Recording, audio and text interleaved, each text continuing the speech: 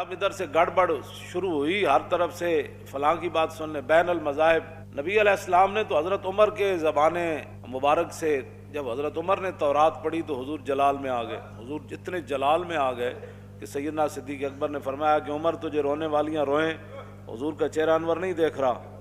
फिर हज़रत उमर ने आपके घुटने मुबारक पकड़े, कहा कि रदीना बिल्लाहि रब्बन व बिल इस्लाम दीनन व बि मुहम्मदिन रसूलन। हुजूर हम अल्लाह इस्लाम के दीन होने पर राज़ी और अल्लाह के रब होने पर राज़ी, आपके रसूल होने पर राज़ी। तो हुजूर ने उस मौके पर फरमाया, उमर मेरे सामने तौरात पढ़ते हो,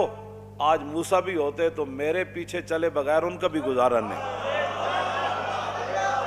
बात इतनी है कि जब आप हुजूर ने जनाब फारूक आज़म की ज़ुबान अक़दस से ये बात नहीं सुनी, तुम जब